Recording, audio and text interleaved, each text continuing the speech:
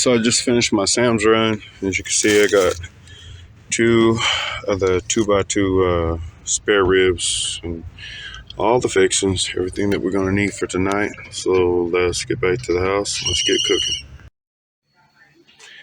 Hey, what's up, people? This is Wilson's house here again. Now, what we're gonna do today is show you how to make some good Southern ribs. Now, these are here we go. They are some pork spare ribs, but at the same time, they're still really, really, really good. So let's get in this. Let's get it done. Here we go. Now, I acquired these ribs at Sam's Club. Yeah, I'm giving them a plug. They ain't giving me nothing. But it's a double pack. And if you can see the price here, check that out. $25. And then we have another one over here. Let's flip that around. And this one is at $24. So pretty much $50 worth of ribs. And if you look at the pounds, this is like 20 pounds of ribs. I mean, this is pretty good. Now I'm going to make potato salad also, but I'm going to put that in another video for you guys to see later. So let's get it on. Now, as you can see, I have a whole little work area. Let me just zoom out. I got a work area prepared. You get the stove. Now I use purified water for my ribs and anything else that I cook. It's always purified water. It's never sink water. It's never tap. So here we go. Got extra large cutting board here. Just a basic bag from United Supermarkets here in Amarillo. So we're going to use that for the trash. Let's get it on. All right, now the way we're going to start this is we're going to take off all this nasty fat. See all this fat? You don't need that fat. A lot of people say that fat brings flavor, but trust me, all it is a headache. So what we're going to do is just trim all that fat off. You don't need it, no way. And it's unhealthy, so we're just going to trim all that off right now. On both sides. You're going to have to do both sides, mind you. So just get rid of all that fat. See that? We have at least a few ounces of fat already. Lift it up. It's not too shabby. Yeah, it's not too bad. And all that fat you'll see later, we're going to take all that off with the water. And you don't just do one. As many racks as you're going to cook, you need to do them all. So let's do them all. This is just one. I'm going to make this video short. But this is just how we're going to do it. And please be safe and be careful. Mind your fingers and don't hurt yourself. Okay, I have to emphasize, I have to cut into what I was doing because, yes, I can tell you people, hey, you have to trim off the fat, but a lot of people don't know what trimming fat means. So what that just means is, see all this here? All that white stuff, that's all fat. That's all grease. You don't need to be putting that in your body. I actually work in beef for a living. You know, all this stuff you can see in here in this bag. See all that? It's all fat and grease. And by the time that I'm all done, you'll see that bag is going to be covered. You need to make sure that you're going to have to do both pieces, both sides. See the back and the front, or top, bottom, whatever you prefer. You're just going to have to continue to do it.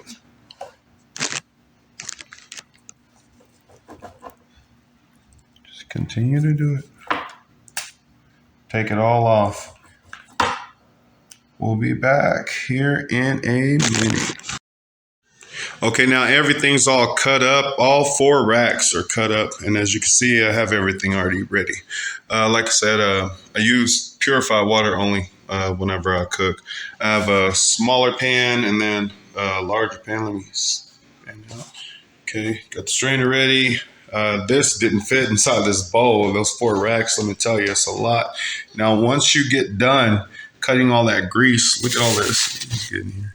See all that? Look at all that grease. I have to say that's at least a pound and a half of grease. Like I said, I work in beef, so I know a thing or two about this. So what we're going to do next is just get it, drop it off in that strainer, clean it off Clean your meat.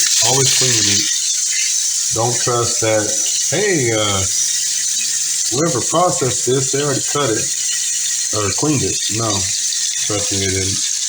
It's clean to an extent, but not in the way you think. Now, see these pieces like this that have no bones? What we're going to do is we're going to put it in smaller pots.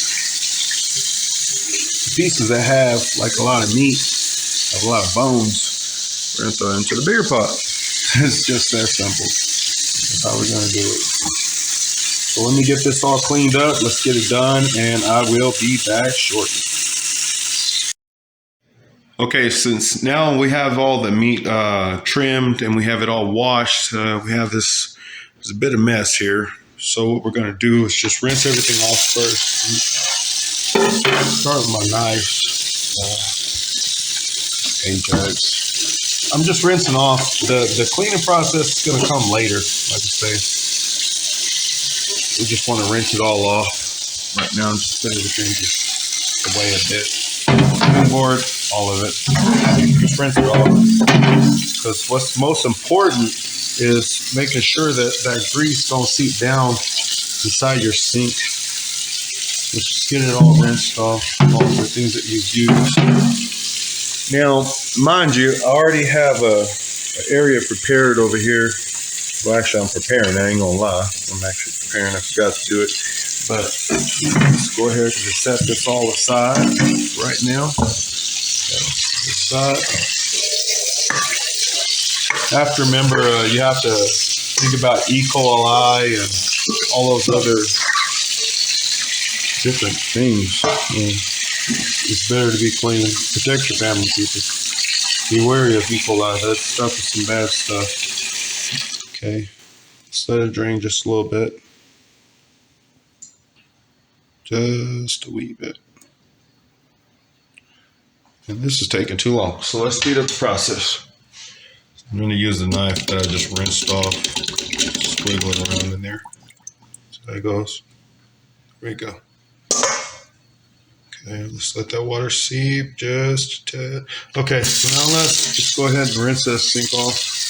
I'm using extremely hot water. I don't know what your hot water heater settings are on.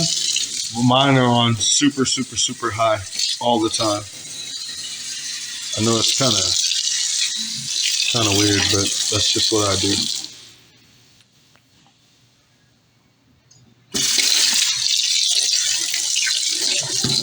Okay, so now since I got the majority of all that out, just gonna let it seep down just a tad bit more.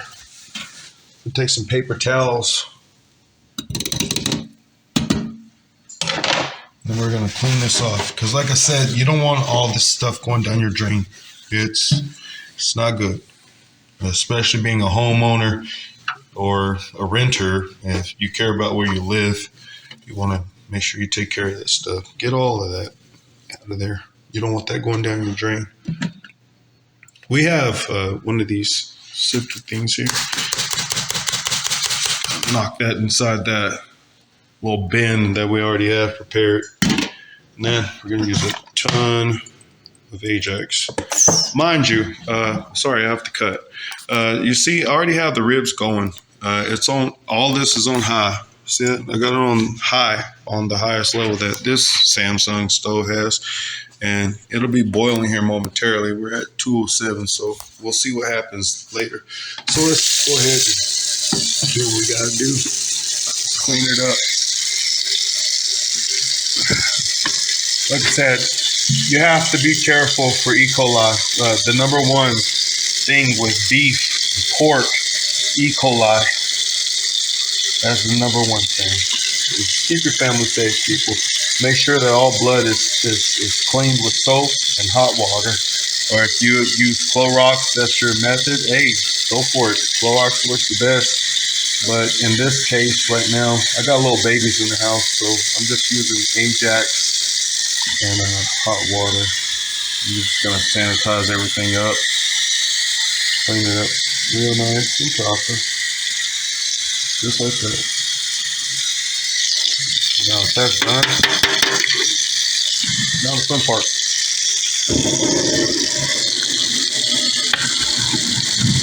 Yeah, I'm squirting a ton of Ajax down there. You might be wondering why, like, are you wasting? No, I'm not wasting. I'm not wasting anything. Just ensuring that my drains ain't clogged with any grease that might be in there. Like I said, once your septic systems get clogged up, bad news, man. Bad news. So we'll be back here in a minute, and we'll show you once it starts boiling. All right. All right, what's up? So now you can see the time is 3 o'clock, so like almost kind of close to an hour. Things have started to boil. This is a small pot, as you can see. I already removed all the grease, and it's starting to cook real good. That's what you want to see, by the way. Now, the big pot, mind you, it has a lot of meat and a whole lot of water. So it's going to take just a tad bit more time. But see all this nastiness right here? Let me get a close up. All right, see, this is all grease. This is all that bad stuff that you don't want inside of your body. So what we do, this is all from the small pot, okay? So what we're going to do is, same like with the small pot, we're just going to dump it all out. You want to get all of that out of your water. You don't want that in there. What you want is it to be clean like this. You don't want to see none of this. You want to see this. None of this, this. All right, so what I'm going to do is I'm going to finish up this process, and then we'll be right back. Okay, now as you see, the big pot is pretty much done. Yeah, there's still, if you see that white in there, it's a little bit of grease, bone marrow, blood, whatnot. So you have to clean it all out. This one is completely clean. Check out the boiling process. It's 3:15. If you remember the timestamp that from the last video we saw, it's a little bit more than an hour. But if you look at this, I'll just take a spoon here. I'll go in deep. See all this nastiness? Most times when you eat baby back, St. Louis, spare rib, doesn't matter. All this nastiness is going inside of your body. That's why I prefer this method. Boil it all out. All that nastiness, boil it all out. You can see it visually. See that? Let's just get in there a little bit closer. See this? This is cleaned out. Mind you, normal when you go to a restaurant and you order ribs, all this is going into your body. All of it. So for me, I prefer to take it all out. So here we are, and the next video will be on the rubbing process. Now that both the big and the small pot are both boiling real good, now we're just going to take some Morton salt. You don't need a whole lot. If I had to guesstimate, maybe a tablespoon, but just mix it thoroughly, you know what I mean? Okay, then pepper. Regular McCormick pepper. Douse that in there. Maybe like another tablespoon, maybe a tablespoon and a half. Just gonna douse it in there. You don't need a lot, so don't overdo it. Because if you do, you're gonna mess it all up. Next, McCormick garlic powder. Sprinkle that up in there. I want to say a tablespoon, maybe a tablespoon and a half. You don't need a whole lot, you know what I'm saying? You want flavor, but you don't want to overdo it. Next, get you a nice long spoon. And mind you, I have to say, viewer discretion advised. Do not try this, burn yourself, and then try to blame me for it. It ain't gonna work. So do this unless you know what you're doing and you're confident that you're not gonna hurt yourself. And you hurt yourself, then it's on you. I just have to make sure I point that out because this water is very hot. Actually, I think I should test the temperature, see exactly how hot it is. Okay, but either way, we'll do that in a second. But now you got it all boiling up. You got your spices in there. I already have some prepared foil. I know I was using the glass tops, but I'm just going to use some basic foil and make the top of your foil. And this speeds up the cooking process, believe it or not. It doesn't matter if you have a Samsung, an 8-tag, doesn't matter. Just put it on there, but allow room to vent. And mind you, whenever like 5, 10, an hour from now, just be careful because this area right here is hot right now. It has to be at least 300 degrees, at least. So whenever you're peeling it off, always make sure you go from the side. Don't go directly putting your hand over there because it's hot. It's very hot. And by the time this finished cooking, it's going to be even more hot. So right now, we're in the big pot too. So we're going to speed this up. We have to have this all done at least before 6 o'clock. So just allow an area for this all to vent out. That's how you do it. Yeah, looks good. All right, so we'll be back in a minute. All right, now, so we've been cooking for like an hour and a half. So now we're just going to flip this over and show you what's going on. I just wanted to show you the temperature of this, the way you can see the temperature of this water, so you can be careful when you're dealing with it. Check out how that's climbing. Good.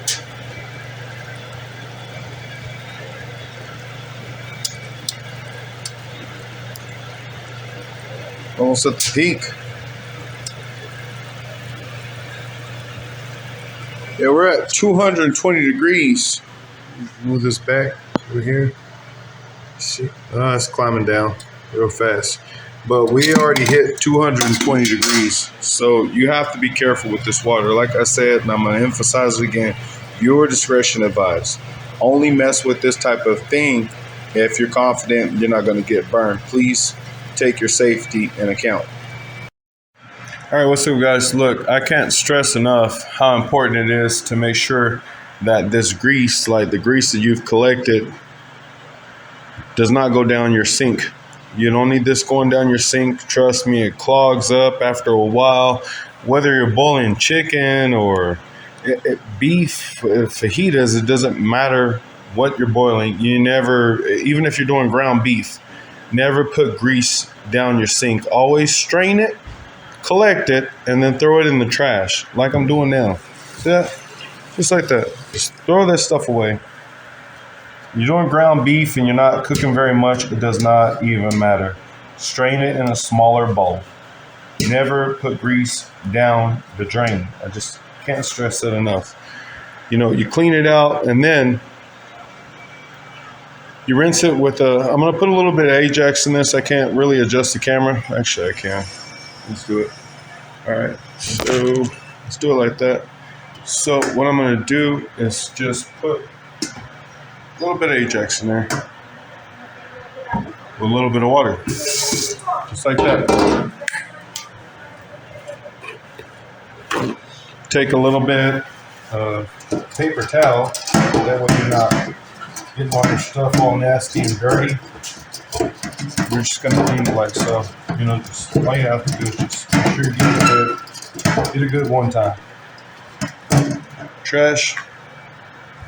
Get a little bit more paper towels. And then we're going to dry it with this.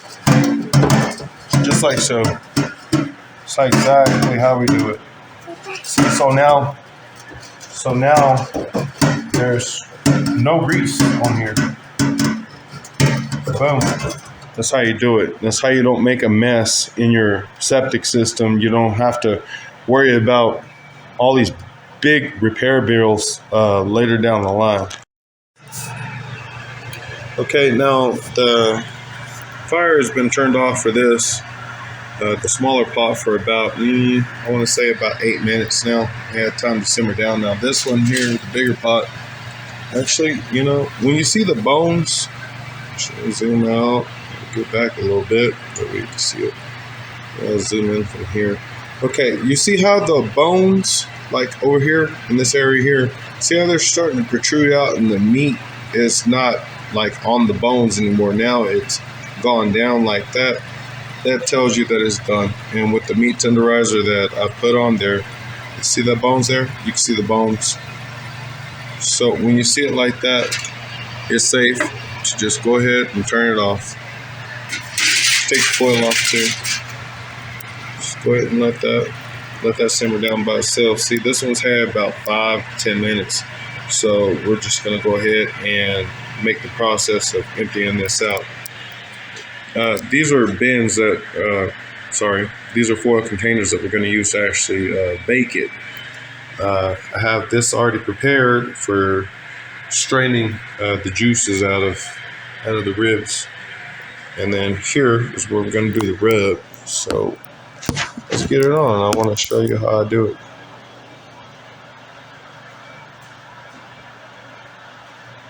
But before I show you any of that, I have to show you here. We have just a basic rag, and then we have a more bigger rag, and then oven mitt, or oven pad. We're just gonna place it in there. We don't want to damage the quartz or the granite. So get some tongs, whatever you want to call them, doesn't matter.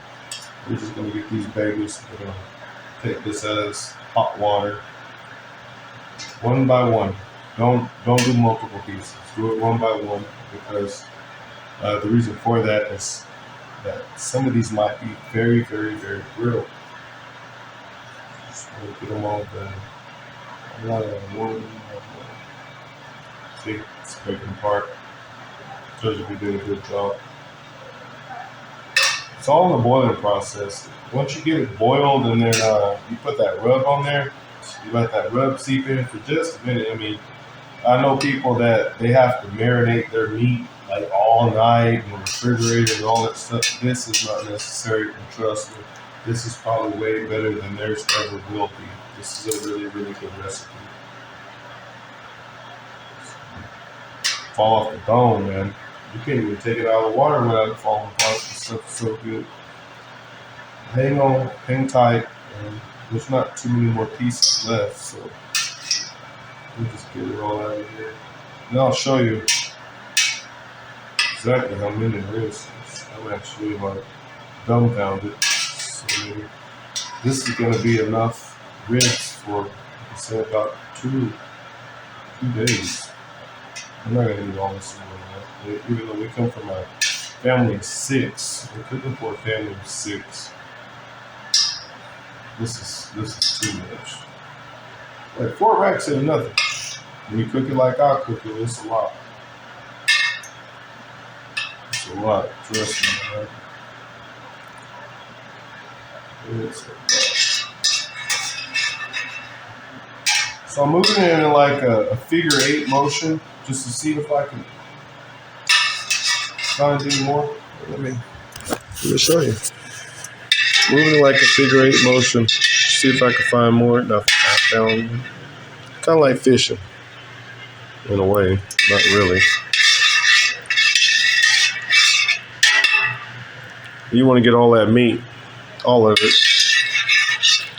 Now, pretty much got it all. So now that is going to sit there for just a little spell, for about 5 minutes.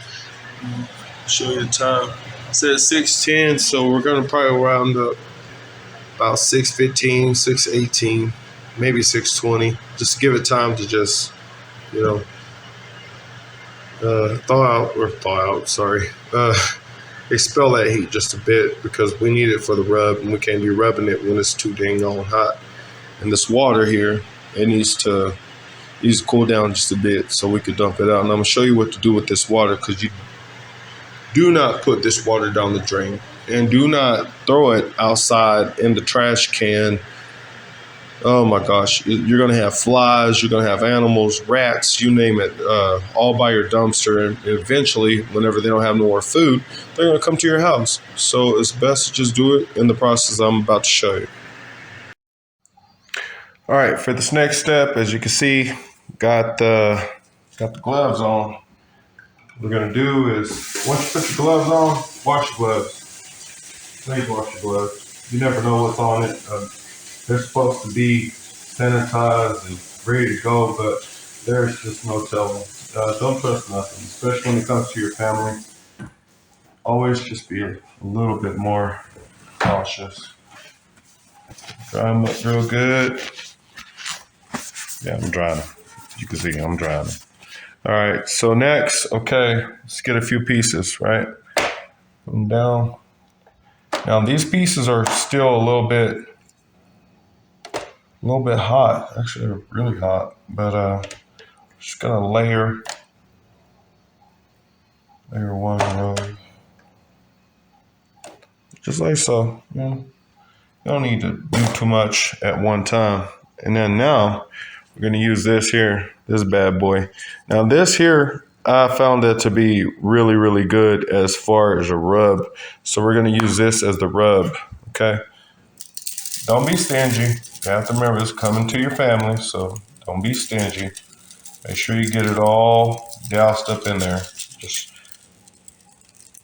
pour it on there pretty good.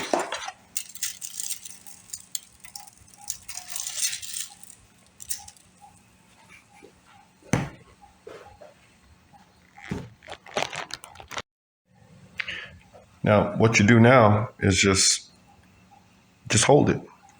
Hold your hand on it just a little bit. Just like that. You ain't gotta rub it like they say. No.